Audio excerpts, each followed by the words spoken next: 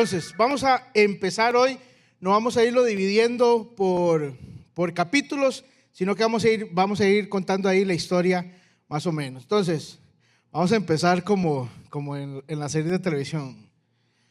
En los capítulos anteriores. Entonces, ¿cuáles eran el personaje que estábamos viendo la semana pasada? ¿Cuál fue? Jacob, ¿verdad? Entonces, y en él nos vamos a quedar esta semana, en él y sus hijos particularmente. Entonces, véalo ahí, vayan leyendo, les doy unos minutitos para que lo lean y piense qué vamos a llenar. Les voy a dar 30 segundos. Sí, 30 segundos, es más, les voy a dar 10, porque tiempo en televisión es muy caro. Entonces, listo, ya fueron por todos. Ok, vamos a ver. Ellos eran gemelos que lucharon desde el vientre, sí. ¿Qué espacio quién? Esaú se dio su primogenitura por hambre. Muchos correríamos ese riesgo, ¿verdad? Entonces, está cuidado. El hambre es cosa seria. Después, ¿qué dice? Jacob, que roba la bendición del primogénito, porque no romanticemos la vara, se la robó. O sea, no romanticemos, se la robó. Con ayuda, con lo que sea, pero la robó como tal. Claro, hay una realidad, hay una promesa de Dios detrás de. Lo que pasa es de que está la promesa de Dios, a veces las promesas de Dios y cómo llegó a suceder, tal vez no fue de la mejor manera, pero al fin y al cabo Dios ya había hablado sobre esto, se lo había dicho a la madre. Después, ¿qué pasó? Jacob, ¿qué? Huye de la ira de su hermano. ¿Se acuerdan para dónde se fue? ¿Para dónde? Padán Aram, para ahí jaló. Padán Aram. Eso. Ahora ahí. Entonces, Jacob se enamora y trabaja, ¿qué? 7 años por amor. Pero realmente no son 7 años, fueron 14 años. Trabajó los primeros 7 años y después trabajó otros 7 años más por amor. ¿Quién está dispuesto aquí a trabajar tanto por amor? Entonces, yo voy por amor al trabajo. Entonces, ok, Jacob se casa engañado con la hermana. ¿Quién es esa hermana? ¿Cómo se llamaba? Lea. Pobrecita Lea, ¿verdad? Y Jacob se casa al día siguiente con la hermana, que sí era. ¿Y cómo se llamaba esa hermana? Raquel, exactamente. Después, Jacob trabaja para su suegro, Labán y tienden, ¿verdad? Qué chile más malo. Después dice, Jacob engaña a su suegro para robarle ¿qué? ¿Qué le robaba a él? Las ovejas. De nuevo, no romanticemos la vara. Él estaba robando. O sea, no romanticemos. Él manchó las ovejas. A propósito, la semana pasada lo vimos con Silvia, que él peló unas ramas para colorear las ovejas, para mancharlas. Después Jacob huye de su suegro. ¿Hacia dónde? ¿Hacia dónde? Ahí pueden decir, hay 3 diferentes opciones, pero puede ser Canaán, Betel, a la tierra prometida, la que después será.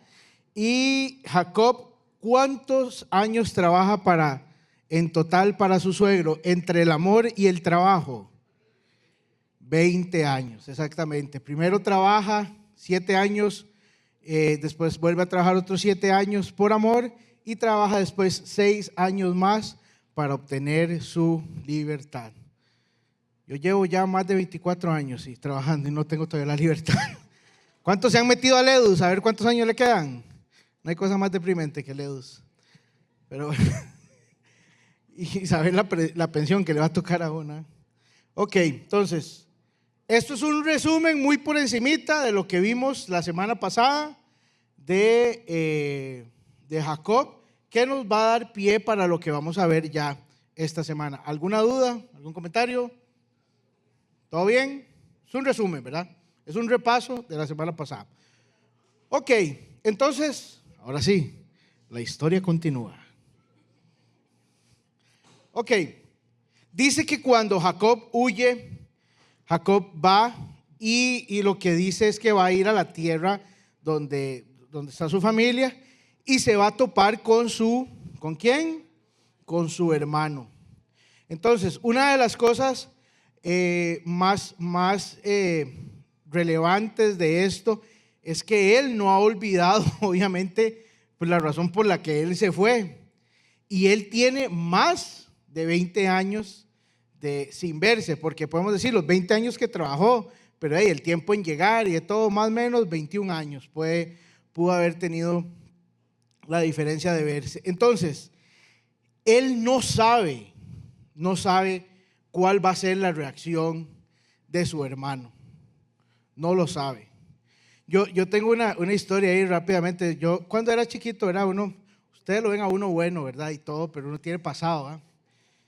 Cuando yo era un chiquitillo de, no sé, 7, 8 años, yo no sé quiénes son de mi edad o un poquito más atrás, ¿se acuerdan la revista Bambi? La que La Nación tiraba, era la revista Bambi, que era la Cosmopolitan de los chiquitos, ¿verdad? Aquel tiempo. Y salían con cosas para pintar y eso.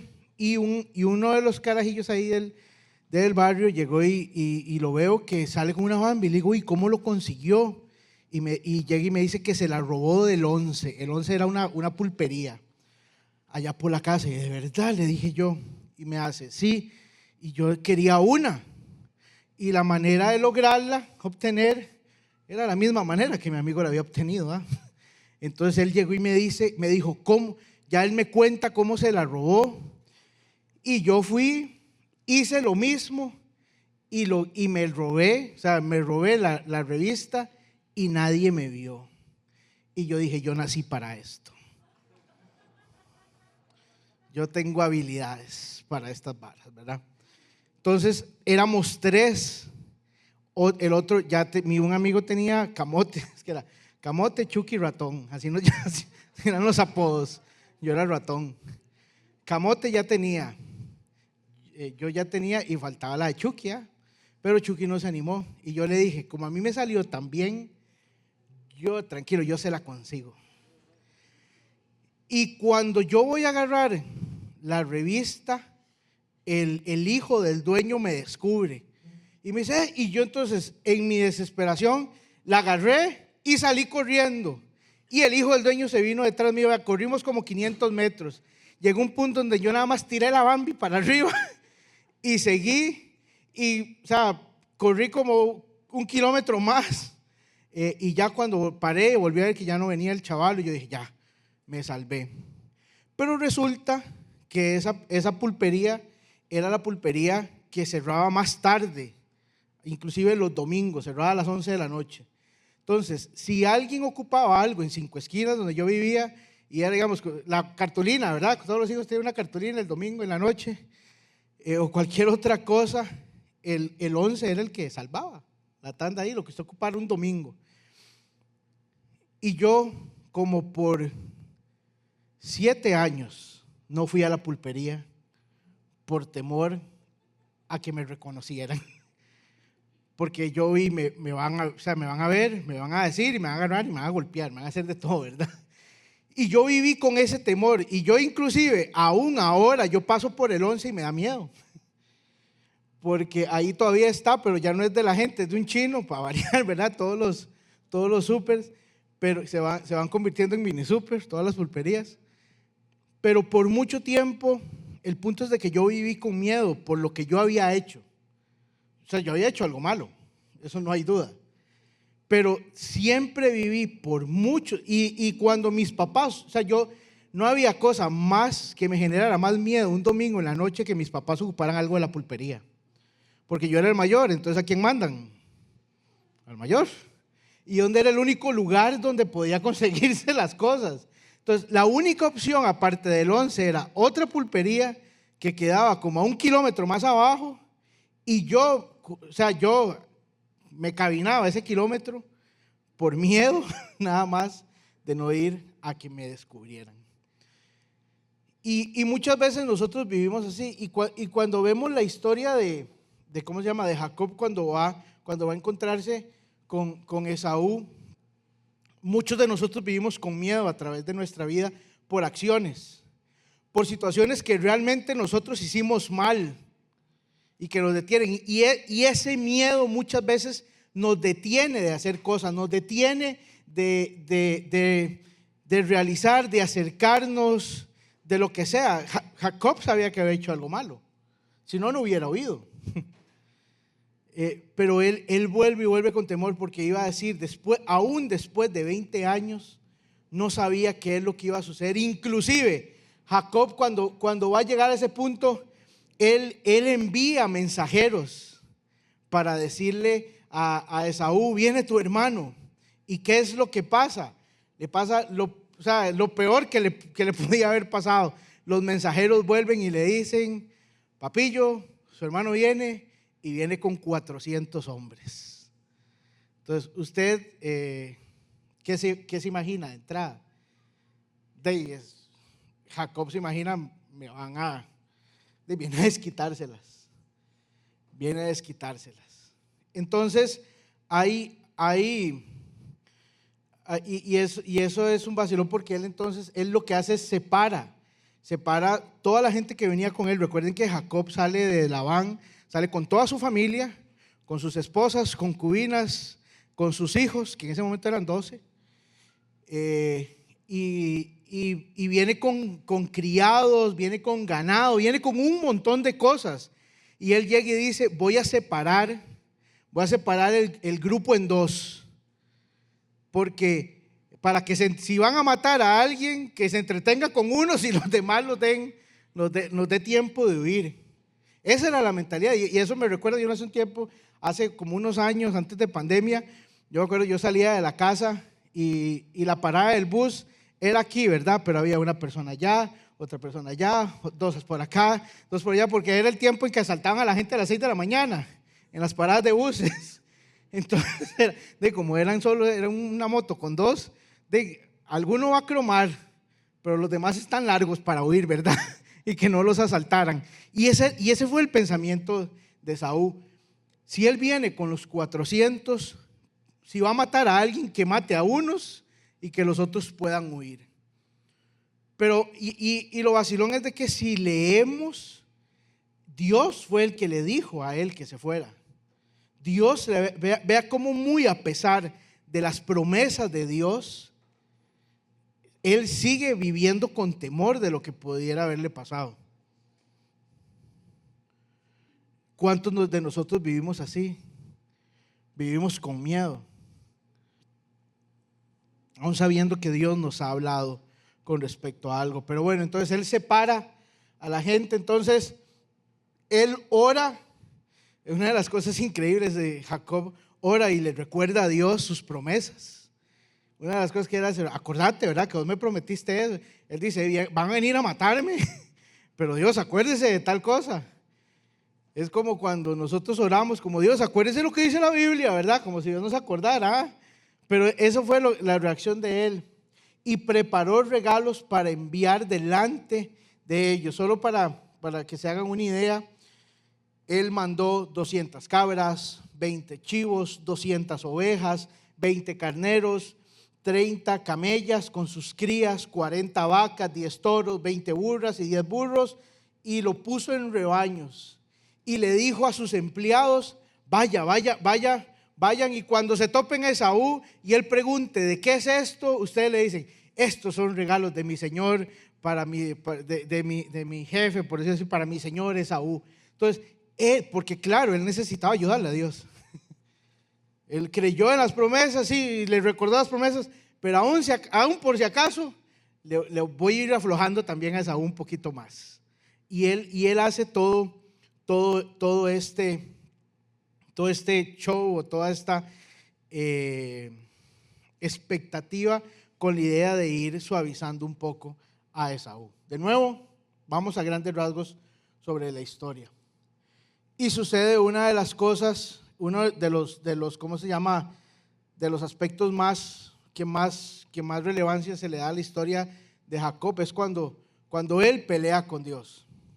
Él pelea de primera entrada. El personaje con el cual él se encuentra no se presenta como Dios, no se presenta como nada, simplemente habla que un hombre se le apareció y empezaron a pelear como tal, y empezaron a luchar y la lucha, porque él lo que hizo fue mandar a todo el mundo, los hizo cruzar el río e irse, y él se quedó en el campamento solo. Dice que llega este personaje y empieza a luchar con él, y dice que empieza a amanecer, y que este personaje le dice, déjame que ya está amaneciendo. Seguro era como la Cenicienta, ¿verdad? Una cosa así. Yo me lo imagino, yo cuando lo leí por primera vez me imaginé que era como la Cenicienta, que si aparecía el sol se iba a convertir. Pero él llega y le dice, no, dime quién eres, y no lo soltaba. Dice que se agarró de él, lo golpea aquí en la cadera. Entonces después de ahí le dijeron punto y coma al compa, porque iba así, ¿verdad? No.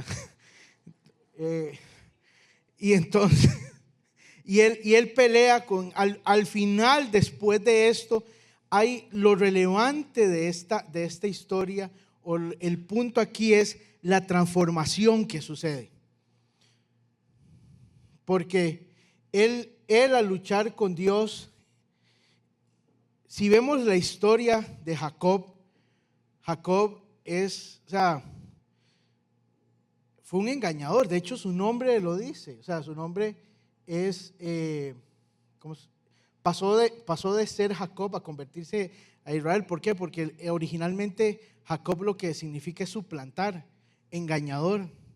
La historia de Jacob es una constante acción de ver cómo saca provecho, cómo abusa de la gente, cómo él sale adelante a punta del engaño hacia los demás, porque por mucho tiempo Jacob confió en sus propias fuerzas y en la habilidad de él. ¿Y cómo no va a confiar? Porque le salía.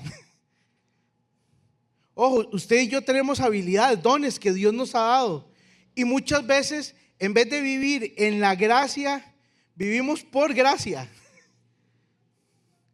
Son dos cosas diferentes. Usted puede vivir en la gracia a través de vivir en comunión con el Espíritu Santo, con Dios, o hay muchos de nosotros que hay momentos en nuestra vida que vivimos por pura gracia, por pura misericordia de Dios. Y Jacob vivió a punta de pura gracia, y es que tenía suerte el desgraciado, porque hacía algo y le salía, aun cuando también él, como sí lo explicaba la semana pasada, cosechó muchas de las acciones. Lo que le hizo Labán a él, se aprovechó de él, lo engañó, le mintió para sacar provecho de él, porque veía la bendición, cómo las cosas a través de él fructificaban, y de todo de ellos. Usted ve una minita, la gallina de los huevos de oro de ellos, usted la va a querer mantener. Y él a través del engaño con sus hijas, pero aún en medio de esto, Jacob obtuvo beneficios, engañando también a Labán. Ladrón que roba ladrón, tiene 100 años de perdón, ¿verdad? Eso es lo que creemos nosotros, humanamente a veces.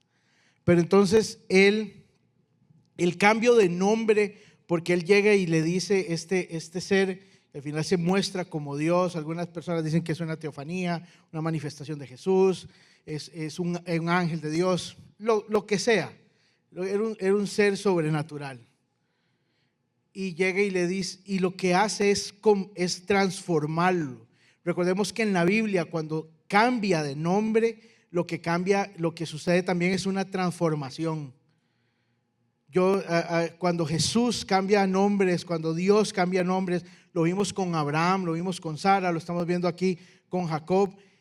Ya este engañador, ya no era él un engañador, sino el hombre que obtenía victorias a través de Dios, porque pasó de ser Jacob a convertirse en Israel, y pasó de ser un suplantador a ser Dios pelea o el luchador de Dios.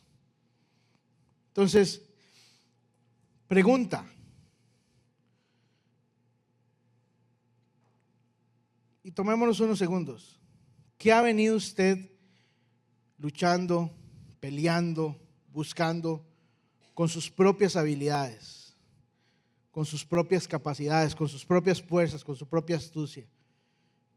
Y necesita empezar a dejar de pelear o buscarlo de esa manera y empezar a hacerlo con las habilidades, la astucia, la capacidad de Dios. ¿Hay algo en su vida en lo cual usted necesita dejar de ser Michael y convertirse en Israel y empezar a confiar en Dios? Porque ahí estaban las promesas. O sea, él ya tenía las promesas. Pero a veces, y usted y yo, muchos de nosotros tenemos promesas de parte de Dios, pero la manera en cómo vivimos o cómo creemos que esas cosas van a suceder o como deseamos que sucedan, no lo hacemos y le metemos la manita a Dios, una ayudadita, porque a veces Dios ocupa ayuda, que a veces Dios no puede, y con una ayudadita mía, ¿qué hay tanto que hacer en el cielo, verdad? Entonces mejor le ayudo yo un poquito.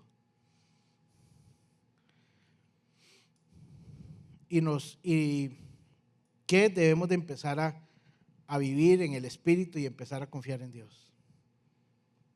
¿Tiene algo usted? Yo tengo muchas cosas. Y también algo muy importante que quiero recalcar aquí es de que nuestro pasado no nos define. No importa si en tu pasado hay un suplantador, en tu futuro va a haber un Salvador. Hay una de las cosas que a mí me encantan de la Biblia, es que si usted ve la genealogía de Jesús, hay cada ficha, hay cada elemento que usted dice, híjole, ¿cómo Dios se le ocurrió? y a veces muchos de nosotros nos dejamos guiar por es que mi familia fue esto, porque es que mi pasado y aquí, porque es que mi papá hizo esto, mi mamá hizo esto, mis hermanos aquí, mis tíos, mis abuelos, y está bien, ellos hicieron eso, o inclusive yo hice esto anteriormente. Yo robé, yo mentí, yo engañé, yo saqué provecho, yo lo que sea. Pero eso no nos define, porque lo que está al final del camino es Jesús. Lo que esta historia cuenta, y vamos a ver inclusive más adelante, y lo que hemos venido hablando es que lo que la Biblia nos traza es el camino a Jesús. El Antiguo Testamento es el mapa hacia Jesús. Y no importa lo que hayamos sido, no importa de dónde vengamos, nuestro final siempre va a estar en Jesús. Claro, depende de nosotros, ¿verdad? ¿Ok? ¿Sí? ¿Estamos bien? ¿Están dormidos? Ok, estamos bien. Ok. Si no hacemos más café, no, ya recogieron salados. Entonces viene la reconciliación, y esto es muy carga, porque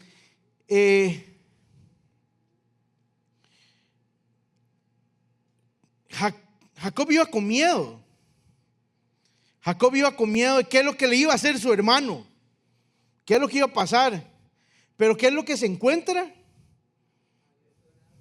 Se encuentra un hermano que lo había perdonado. Él estaba con miedo sin razón. Él tenía miedo sin razón alguna, simplemente por lo que en su cabeza, en su mente daba vueltas.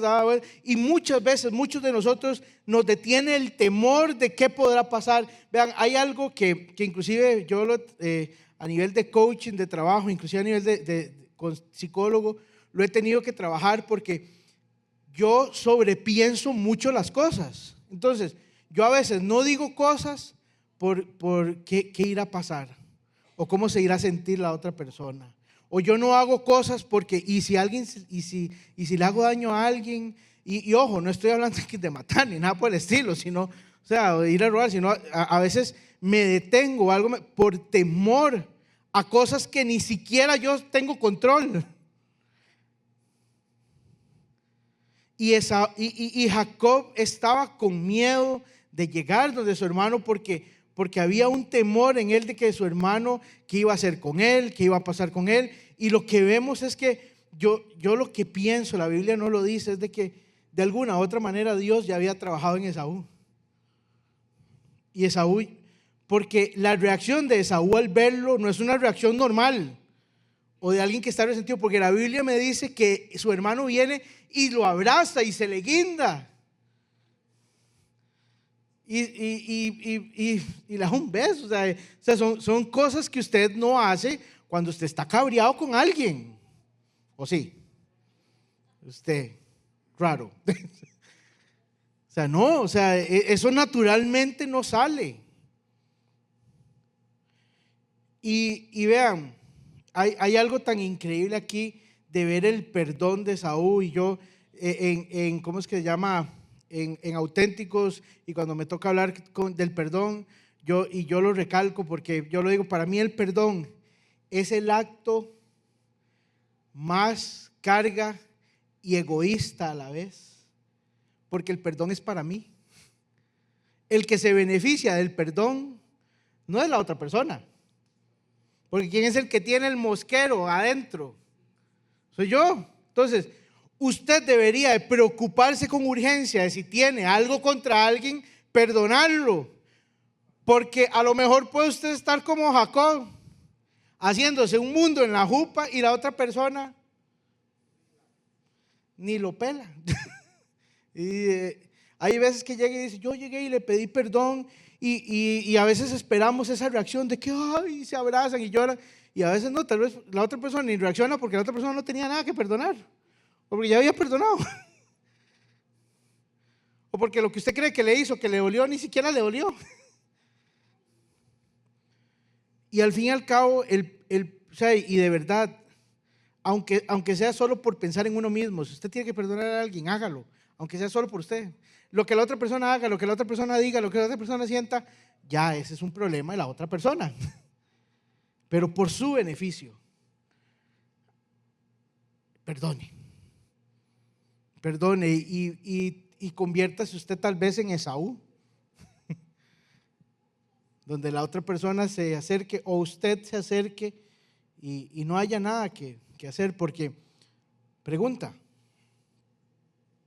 ¿a quién debes perdonar o pedir perdón?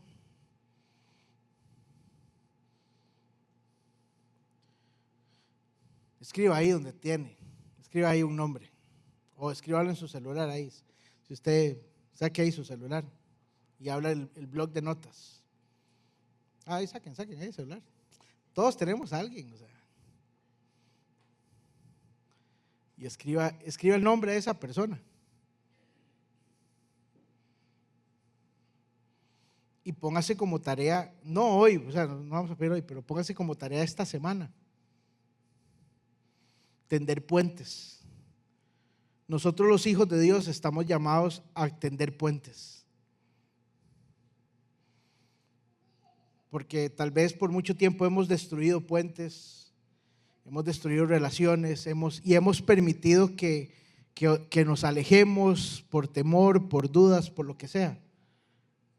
Pero tendamos puentes esta semana y busque a alguien con quien usted tenga que pedirle perdón. Y a lo mejor puede ser como Esaú, tenga que perdonar a un hermano, tenga que perdonar a un papá, a una mamá, a un tío, aún aunque ya no esté. Y no hay que hacer una sesión espiritista para eso. Simplemente porque a veces no soltamos, pues sí, ya no está la persona, pero usted sigue con el desmadre en el corazón. Entonces, ¿tienen calor? Porque veo a doña Ana Cristina ahí. Sí, ¿estamos bien con aire o estamos bien? Sí. No, es doña, no sé qué es la blusa. la blusa. No sé, no, por no decir la menos. Pero, entonces, ok. ¿Alguna vez? Muy bien, ya ahí le dieron el abanico. ¿Vamos bien aquí? ¿Vamos aprendiendo cosas? ¿Sí? Ok, excelente. Ahora sí. Y ahora ahora sí vienen las partes gachas de la historia. Porque sucede que los hermanos ¿cómo es que se llama? Se reconcilian. Y bueno, voy a irme para atrás para que no lean y no se distraigan. Los hermanos llegan, se ven, Jacob llega y le dice, Esaú le dice, vente conmigo, y él le dice, no, porque yo vengo con niños, vengo con un montón de gente, los voy a retrasar, entonces váyase usted adelante. Y él le dice, no, yo te espero. Y él le dice Jacob, no, vaya adelante. Entonces Esaú le dijo, bueno, está bien, me voy adelante. Esaú se va a Esir, si mal no recuerdo es el nombre, de Seir, perdón. Y ¿cómo es que se llama? Y Jacob agarra para otro lado. Ahorita el nombre se va para Siquem. Y ahí se dice que se establece por 10 años. Una de las cosas aquí importantes de entender es que muy a pesar de que ellos se reconciliaron, se mantuvieron separados. ¿Por qué? Porque Jacob venía con la dirección de Dios, con la instrucción de Dios, con los principios de Dios, y su hermano no, su hermano ya estaba casado con mujeres, de mujeres cananeas. Ya él estaba mezclado totalmente con el pueblo. De hecho, una de las razones, si recuerdan, yo creo que fue con los hermanos, con don Guillermo y doña Sarit, que veíamos de que era una de las aflicciones de la mamá de ellos, que Esaú se estaba metiendo con mujeres cananeas, y fue también uno de los motivos por los cuales va jalando también, porque estas mujeres, una de ellas le causaba,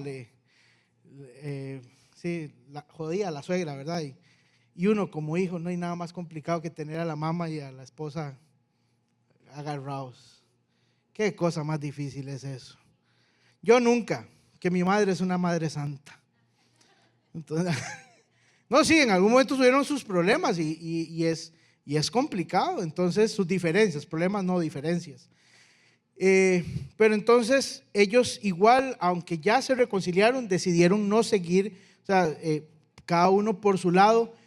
Pero hay una de las cosas importantes: la instrucción para Jacob era irse a la tierra de sus padres. Dícese Betel. Jacob, donde tenía que llegar al final, era a Betel. Eso era lo que él tenía que hacer. Y eso es muy importante tenerlo claro. ¿Por qué? Porque al final viene una historia bastante complicada, que es la venganza de Dina. ¿Y por qué es esta venganza? Porque la violan. A Dina la violan.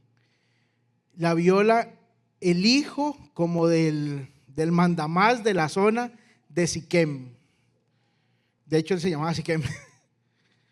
Ella es violada, pero le dio síndrome de Estocolmo al revés al compa, porque la violó y se enamoró. O sea, una vara rarísima. Y él se enamora a tal punto que él llega y le dice: me quiero casar con ella. Y va y hablan con Jacob. Estaban los hermanos mayores, que realmente eran los hermanos mayores, dos de los hermanos mayores de ella, que eran Leví y Judá no, Rubén no, ya se me olvidaron los nombres. Simeón. Y llegan y ellos la violan, y él la viola, llega y le pide que se casen, y ellos llegan y le dicen: o sea, no nos podemos casar usted no se puede casar con mi hermana, o no se pueden casar porque ustedes no están circuncidados. Entonces, como una muestra de buena fe, circuncídense. Y para ¿cómo es que se llama? Para aceptarlos y que se casen. Y entonces ellos dicen, qué dolor, pero está bien, pero estaba enamorado. Entonces, si el otro trabajó 14 años, imagínese, eso es cualquier vara para el que está enamorado. Yo no lo haría, pero entonces llega y ellos van a hablar con el consejo del pueblo y dicen, vean, y entra, y él llega con la hablada de que se quiere casar, pero le dice, pero vea, ellos tienen plata. O sea, así convence a los demás. Él es un hombre rico, tiene mucho ganado, tiene mucho de todo. Imagínense empezar a mezclarnos con él. Entonces nos vamos a beneficiar de lo que ellos tienen. Claro, los otros se les hicieron los ojos de símbolo de dólares, no había en ese momento, pero no sé qué había en ese momento. ¿Cuál era la moneda? De denarios, no sé. Y ya dicen, sí, entonces hagámoslo. Entonces todos se circuncidan. Todos saben qué es circuncidarse, ¿verdad? Entonces, y los hombres lo decimos con dolor, sí, sabemos qué es eso. Pero yo me imagino que para un bebé eso obviamente no es tan complicado, pero ya para un adulto, y para ellos tuvo que haber sido más sencillo porque en ese tiempo no habían calzoncillos, ¿ah? Pero era una cosa fea. Pero entonces la Biblia lo que dice es que al tercer día, que era cuando el dolor estaba más gacho, se vinieron Leví y Simeón y mataron a todos los hombres del pueblo, porque ahí no se podía no era tan fácil defenderse, ¿verdad? Sí. Entonces decía, o sea, los mataron, o sea, se los echaron a todos. Llega y dice que los otros hijos al ver esto, que cuando pasa esto llegan el resto de los hijos y de ahí se aprovechan de esto y terminan de hacer una matazón. Pero los que propiciaron esto fueron Leví y Simeón. Yo estoy con Rubén. Leví y Simeón. Entonces, es importante recordar esto por algo. Recuérdese estos dos personajes, estos dos hijos, por lo que vamos a ver más adelante también. Entonces, esto hace que un Jacob se enoje demasiado y llega y dice, sí, ya los mataron y ahora todos los pueblos se van a venir contra mí. Eso era lo que Jacob pensaba, por temor de que ya los iban a acabar a ellos.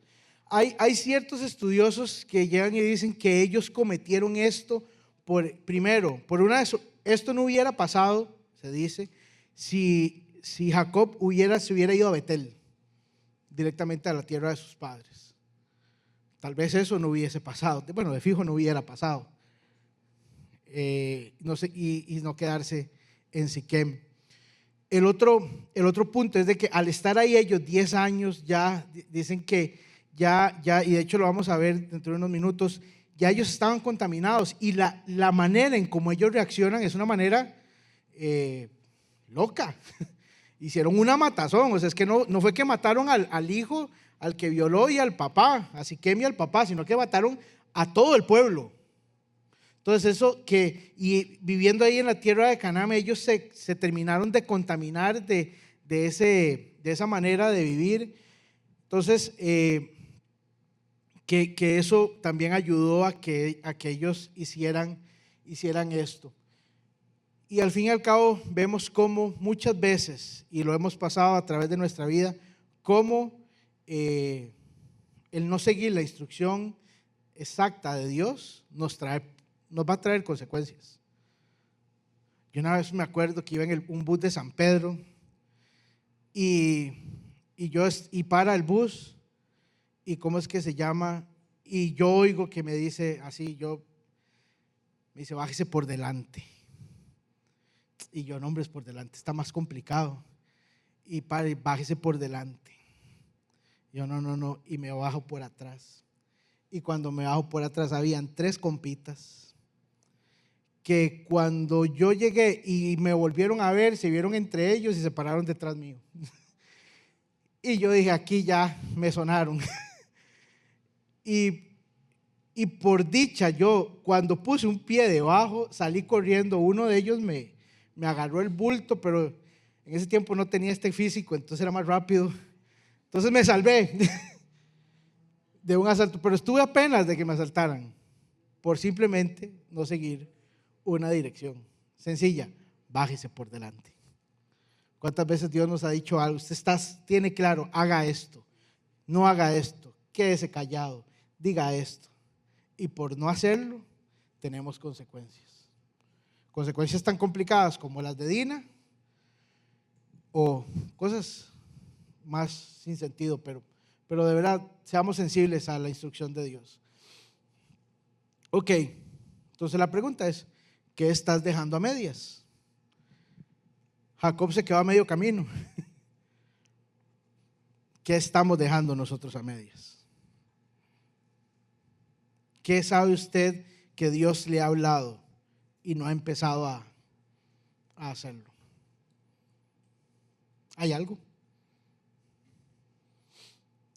Ok, entonces, después de esto siguen los siguientes hechos relevantes. De nuevo, recuerden, esto es vamos por encimita. ¿Cuáles son esos hechos relevantes? Jacob llega y dice, pasa todo esto. Y Jacob les dice, eliminen todo símbolo de idolatría.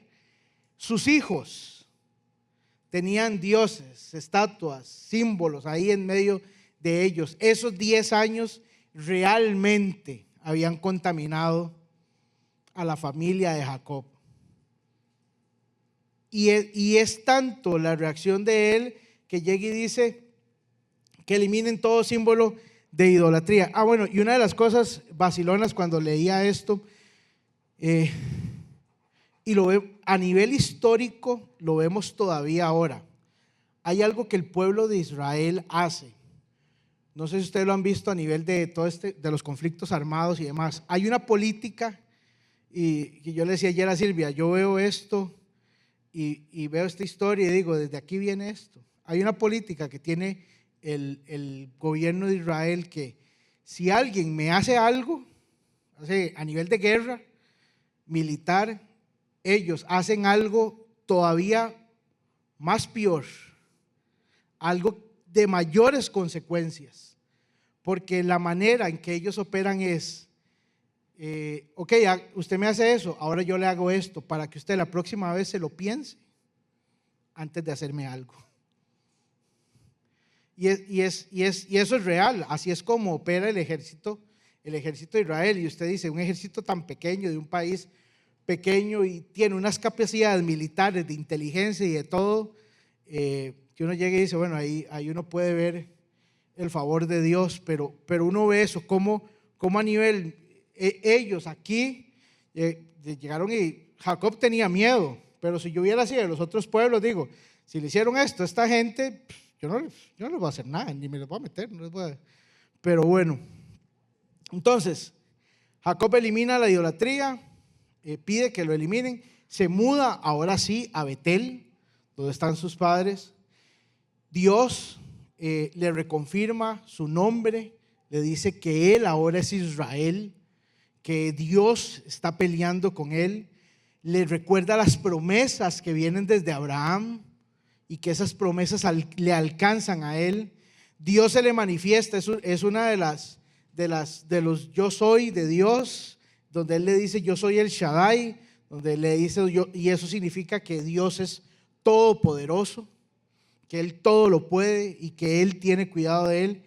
Pasa una de las cosas también feas de la historia, donde Rubén, ahora sí, Rubén, su hijo mayor, se acuesta con la concubina de su papá. Dícese ¿cómo es que se llama? La empleada de Raquel. Él tiene, y su papá se da cuenta y le da, y eso dice que trae mucha vergüenza, obviamente, ¿cómo es que se llama? A su padre. Nada más aquí quiero leerles, lo vamos a ver más adelante, pero vean, digamos, este acto de Rubén trae consecuencias para su vida, porque él era el mayor. Y la bendición del primogénito, de uno de los patriarcas bravos de Israel, iba a ser muy buena.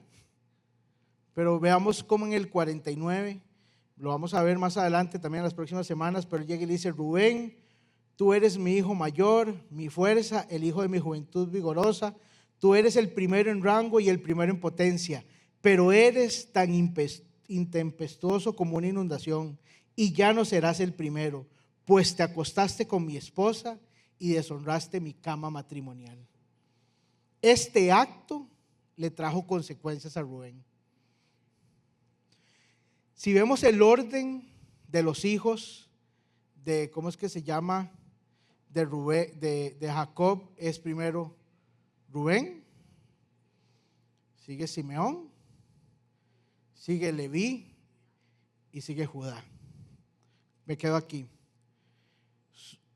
Rubén fue deshonrado.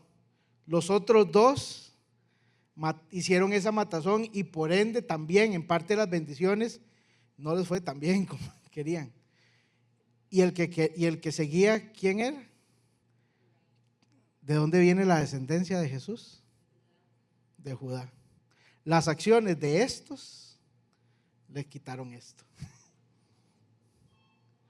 Esa descendencia que pudo haber venido a través de ellos por sus actos, les quitaron la posibilidad, porque vean el orden, los tres que la volaron fueron los tres mayores, y en orden seguía Judá, y esa bendición cayó sobre él, de por él venir la descendencia de Jesús. Y después de esto, Raquel muere, dando a luz a ya ahora sí el último hijo, que es Benjamín, y muere Isaac, el papá, y es enterrado por Jacob y Esaú. Después de aquí, nada más viene el capítulo 36, donde se habla de la descendencia de Esaú, simplemente. Pero una de las cosas, cuando Esaú se va, a través de Esaú se formó un pueblo que se llama Edom, y los edomitas históricamente fueron un pueblo enemigo de Israel, y lo vemos en Abdías. Voy a leerlo rápidamente, ¿ok? Llega y dice: a causa de la violencia con la que trataste a tus parientes cercanos de Israel, te llenarás de vergüenza y serás destruido para siempre. Cuando tus parientes fueron invadidos, tú te mantuviste al margen y te negaste a ayudarlos. Los invasores se llevaron su riqueza y echaron suertes para repartirse Jerusalén, pero tú actuaste como un enemigo de Israel. No debiste alegrarte cuando desterraron a tus parientes a tierras lejanas. No debiste gozarte cuando el pueblo de Judá sufría semejante desgracia. No debiste hablar con arrogancia en este terrible tiempo de angustia. No debiste saquear la tierra de Israel mientras ellos sufrían semejante calamidad. No debiste regodearte de su destrucción mientras sufrían semejante calamidad. No debiste robar sus riquezas. Está como repetido, ¿verdad? No debiste pararte en la encrucijada para matar a los que intentaron escapar. No debiste capturar y entregar a los sobrevivientes en su terrible tiempo de angustia. Una vez más, a través de un pueblo nacieron enemigos de Israel. ¿Por qué? Si Esaú no se hubiera mezclado con los cananeos, tal vez otro gallo cantaría. Pero la mezcla al final resulta en enemistad con el pueblo de Dios. Entonces, y una de las cosas que queremos mencionar es que íbamos del 32 al 36 y después brincamos al 38. ¿Por qué? Porque es la historia de Judá y Tamar. Usted dice que hay en el 37, empieza la historia de José. 37, 38 viene esto y después en el 39 sigue la historia de José. Entonces simplemente vamos a tocar esto como un asunto de referencia. O sea, nos lo brincamos para que la otra semana los hermanos cuando vengan a compartir la enseñanza no tengan que, o sea, puedan echarse la historia de José sin tener que parar aquí. Entonces, Judá y Tamar. ¿Quién era Judá? ya lo sabemos, ¿verdad? El hijo, el cuarto hijo de Jacob. ¿Qué pasa? Esta historia es de que Judá tiene 3 hijos. Resulta que conocen a esta muchacha, a Tamar, es una muchacha del pueblo, una muchacha buena, muchacha buenos principios, ¿verdad? Una muchacha bien. Entonces, ya y se casa con el hijo mayor de Judá. Pero resulta que el hijo mayor es malo como la carne de pescuezo de zorro, ¿verdad? Y dice que Dios no le agrada cómo él se comporta. Entonces muere el hijo mayor.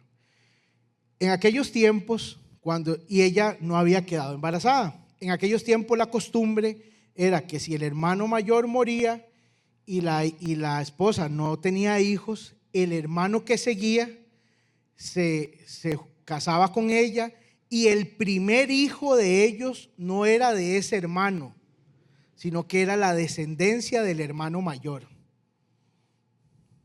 Así era antes, ¿verdad? Esas son las reglas.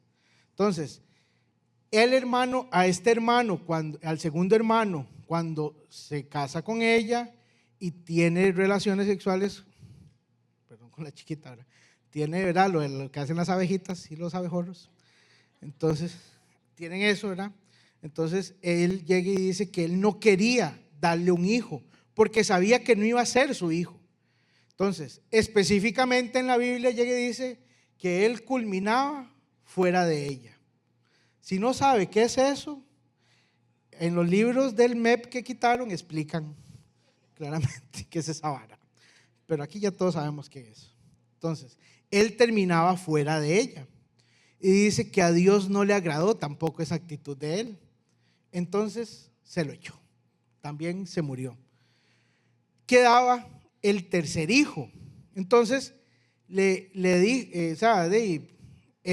Judá le dijo a Tamar: vea, este hijo mío es un niño todavía, no se lo puedo dar como esposo.